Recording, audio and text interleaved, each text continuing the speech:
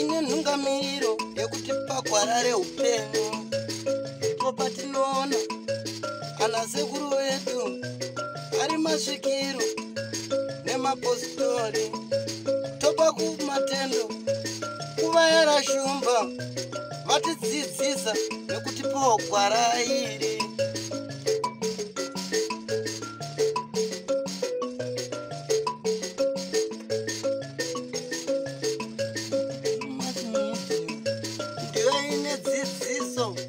Ndiyo inotipa isu gwara reupenyu, ndipo patinowana vanasekuru nemapositori vachitipa gwara reupenyu, togopawo matendo kuvayera shumba vakatidzidzisa nezambuko racho.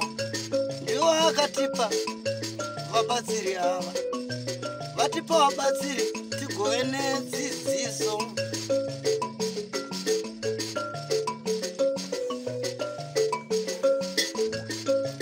Tinokukwazisai mhuri yeZimbabwe kusangana kwatiri kuita nhasi rarimwe zuva. Nhasi unoka tiri munzvimbo yeMount Darwin paMutondwe High School.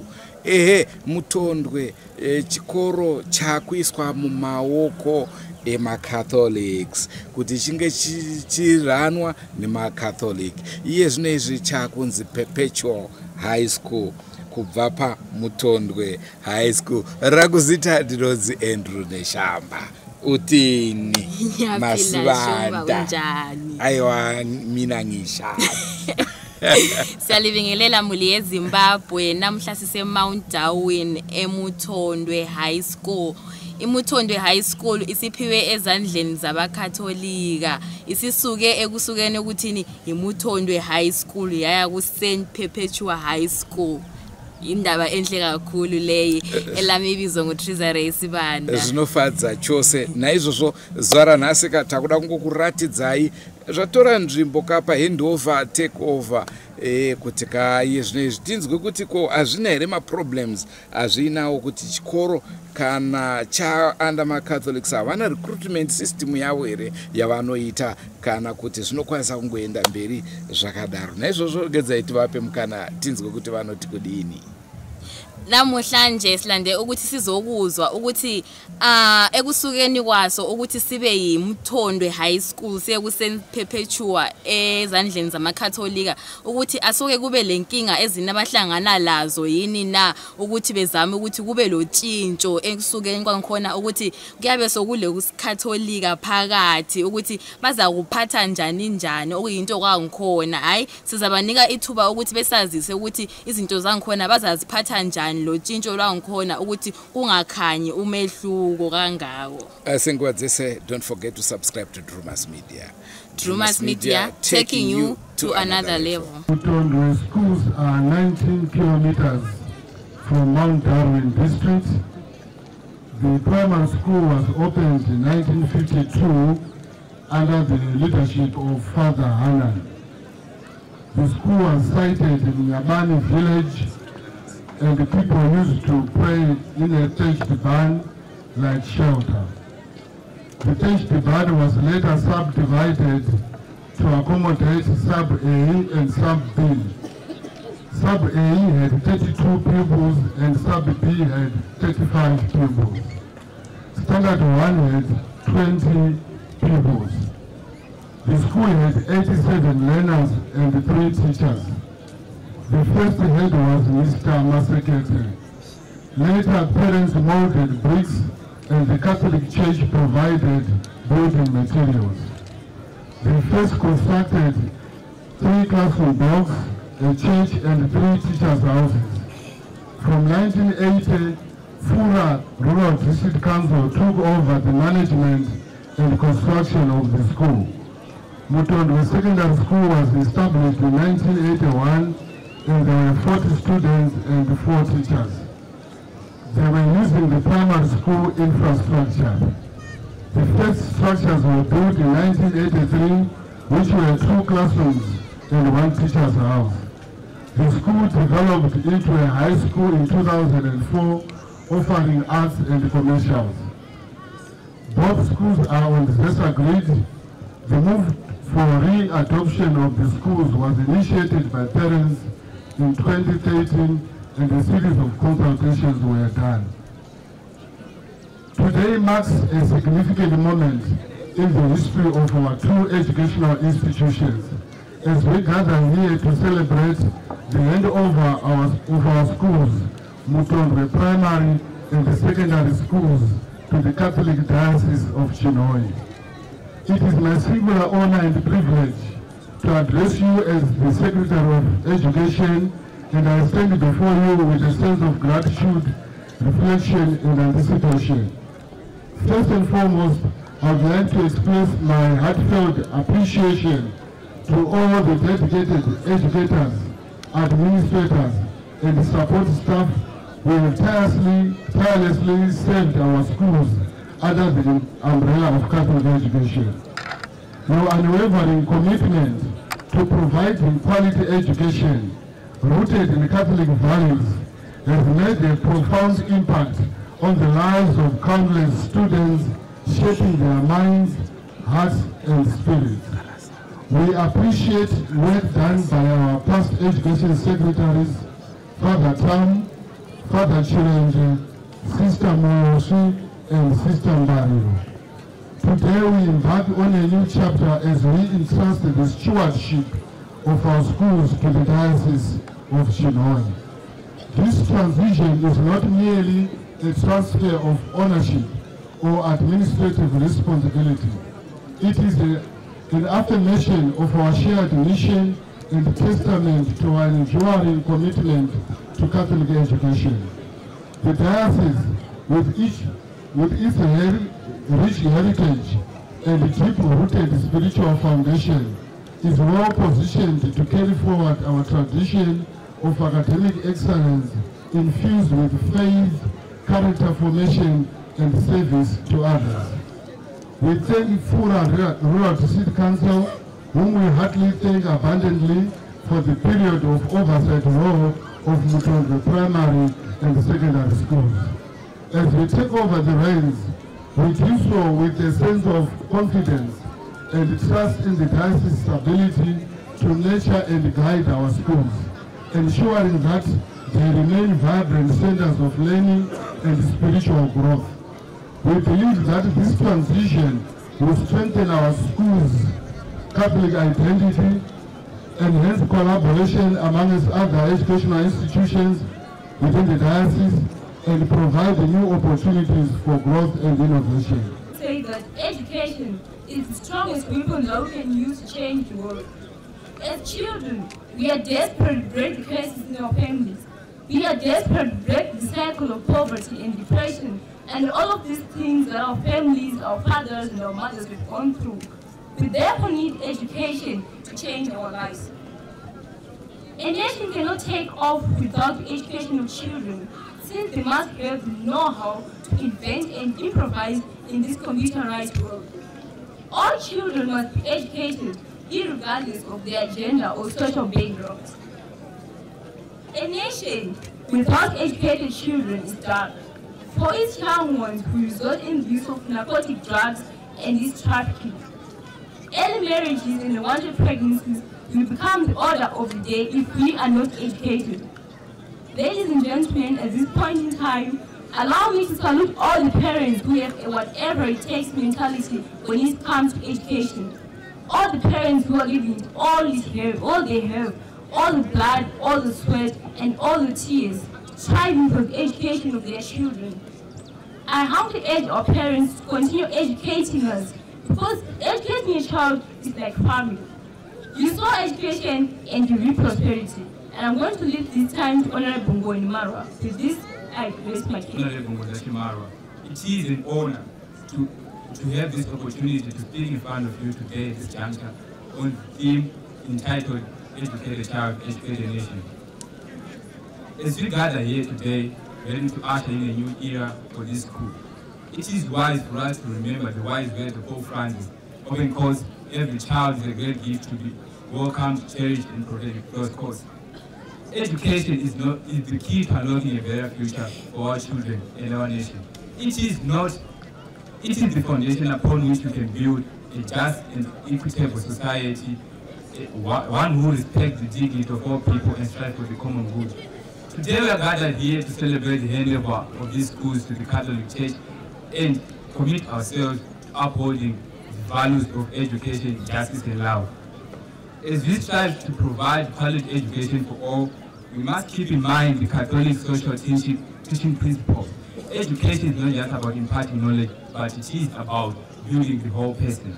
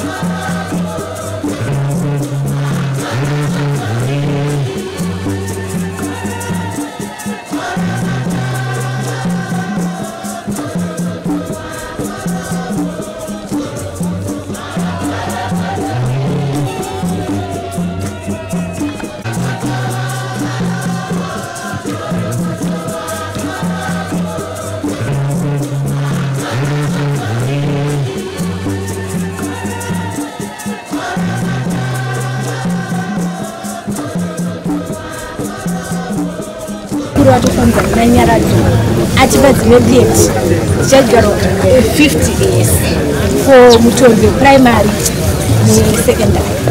Saka mutu uyu andakabata unonzi kuti unova muti watoti tree of the year kana kuti waterbed anoti pachena. Saka ndowo muti wandichakumbirai kuti mugodyara mugodzika upenyu panapa.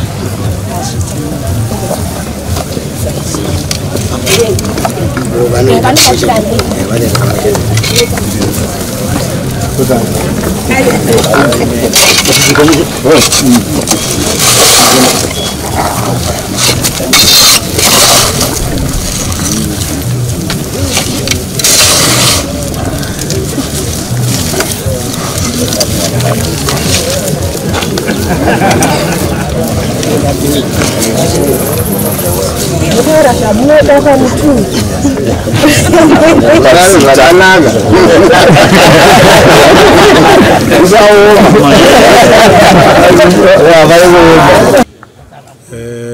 Kana chikoro chichinzi chava cheRoma zvinenge zvichireva kuti utungamiriri hwechikoro ihwohwo hwabva muRural District Council huchipiwa kuKirike Catholic as the responsible authority. Kana zvinhu zvikanetsa headmaster ngatiti akange aine matambudziko kushaya kwechikoro, zviremerwa zvakawanda zvechikoro, kushayikwa kwedzimba dzamaticha, kushayikwa kwamabhuku, mushure mekunge mhanya nekuedza kubata vabereki nemaschool fees, okuzopedzisira kwokupotera nekuwana rubatsiro namazana ndeku-responsible authority. Responsible authority zvakare ndo chiso chechikoro.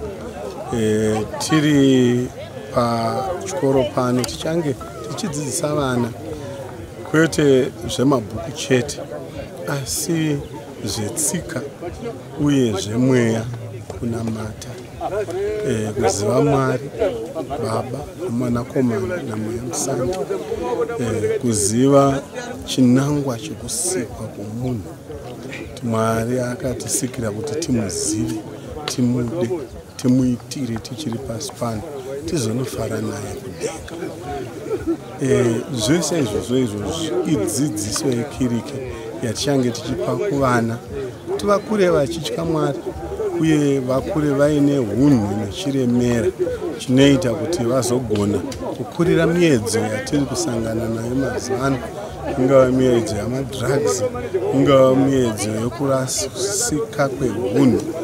Kana mwana akakudziwa muchikoro chine dzidziso yechiKristu, chine dzidziso yechiRoma, mwana anokurumidza kuchenjedzwa, mwana anokurumidza kuvhurwa njere, anokurumidzawo kubatsirwa kuti hana yake irove nguva yese yaanosangana nechakaipa kuti achinyenyeredze nechakanaka kuti achigamuchira. Saka ndofunga ndobasa in brief re-responsible authority nokutungamira chikoro nokupa mweya wechitendero kuvana nokubatsira chikoro kuti chikure.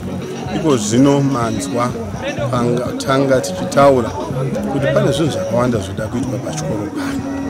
Hatichange tichimhanya kuRural District Council, vatungamiriri vechikoro vange vachimhanya kwatiri tizame kuvabatsira kuti vavake vocational training center yokupa vana zvinozovabatsira mukurarama kwavo semabuilder, semaplumber, sevagadziri vemotikari, sevanawo vanenge vakadzidziswa ngatiti carpentry, cosmetology, sewing, cookery. Zvinhu zvatiri kuda kuti tibatanidze pachikoro pano. Takatozvitanga kuChinoi Rural Training Center in Chinoi town. So chinhu chatinoziva zvakanyanyisa uye chatiri kuda kuti chipararire kumatunhu edu, kumativi mana enyika uye kumativi mana ediocese rino reChinoi. So zvinhu zvinodiwa pachikoro pano zvinosanganisira establishing a boarding school, nzvimbo ichazogona kugara vana vachigara pano vachifunda. Tine vana vasikana vakanyanya vanofamba mitunhu vachiuya kuchikoro. Tinoziva njodzi dzinogona kuvawira, tinoziva kuremerwa kunosanganikwa nako, kunongofanana nokuneta chokutanga mwana afamba makilomita akawanda achiuya kuchikoro. Zvinozotonetsa kuti anatsokuconcentrate, anatsokufunda zvakanaka. Saka a boarding establishment is one of our important plans, one of our key important targets and tinoda kuestablish a boarding school. Tinodawo zvakare sezvamunoona tiri kudyara miti, asi mukaona tinotambura nemvura zvakanyanya pano. Daro toda kuedza kukweva mvura ichibva kudhamu imwewo tichitora pasi kuti tigone kuzodiridzira miti yedu iyi nokuzopa vana mvura yakakwana. Toziva community ino zvakare inoshuvira kuwana mvura yakati kwanei, yakati wandei. Saka zvinhu zvatine hurongwa nazvo kuti tichaunza as responsible authority. We are not only responsible for the school, we know equally we are responsible for this community. Saka we seek to provide more water in support of all the government efforts to bring clean water to rural communities. So there are many things that I can talk about, but this in brief would be the work of the responsible authority. Ameno tiri ipapo mambotaura nawo yekuti kana hedwa kana kada dambudziko vanenge vakuaprocha maoffices enyu ndeapi mamwe madifference veruzhinji rungade kuziva nokuti zvitsva izvi kune vakawanda kuti chikoro chinenge chakuenda under Catholic. Does it mean even mateachers anenge akubhadharwa kana kuti anoramba ari ehurumende? 1, 2 hazvidisadvantage here local community kuti vana ikaitwa boarding school vazhinji vanenge vasawana nzvimbo? First and foremost, the question is very important. Boarding school haisi kuita arise nokudawo kuti isu tiri kuda kuattracta vana from very far off places. Iri kuita arise because vana vemunharaunda ino vanobva kure vari kutogara pama-shopping center, vari kutogara muzvidzimba zveuswa kwavasina anovachengetedza, vari kusangana nenhamo dzakawanda. Tofunga manzwa kuti kuita pamuviri kwevanasikana kwakakwira zvakanyanya mumakore aperayo nokuda kwekusachengetedzwa uye nokuda kwokubhinywa kwevanasikana. Saka chinhu chatoda kuti tiedze kuderedza kana kutomisa nokupa vana ivava nzvimbo dzakanaka dzekugara dzavanochengetedzwa. Chechipiri, we are not in any way disadvantaging the community but advantaging it.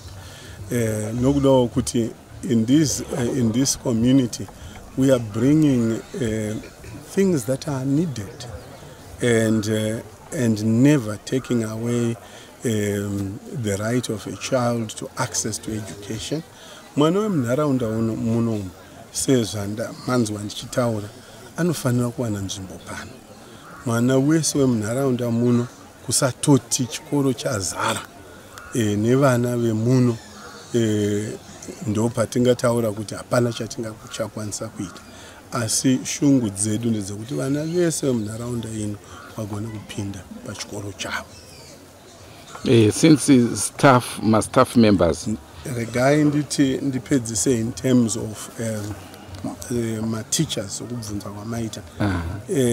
This will be a mission school.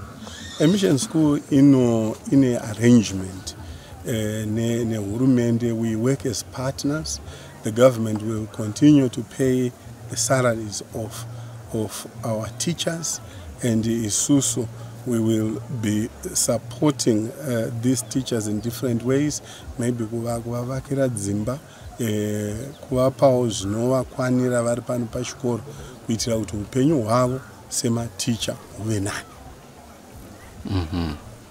Ndo pandanga ndichida hangu kungodzwisa kuti tomboti now that you are taking over dai kuri kunzi it's a Catholic institution yagara iripo mune recruitment yamunoita now munogona kuti it's now ours vamwe vacho zvidhakwa vamwe wakadaro daro hazvina maproblems azvinozenge zvaakupa here? Ndinofunga mukadzokera munhoroondo yeukama hwatange tiinawo uye hwatiinawo for a very long time with the government. The government provides my teachers to our schools, and we indeed will find my issues of indiscipline muzvikoro. And those nankire anima procedures awo through the headmaster.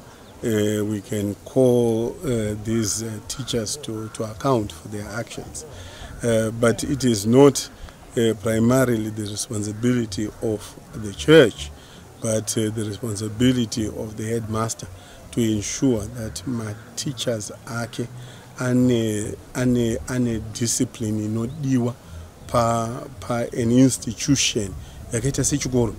Tisati tatanga kutaura an institution yakaita se a Catholic school, just a school, a basic school, that disciplined teachers. And so we would not be expecting kuti nokuda kuti tatora over that changes. We respect the office of the headmaster and the headmistress, and they will be in charge of that. But sometimes if they overlook issues of discipline, we will be again reminding them and bringing these issues to their attention.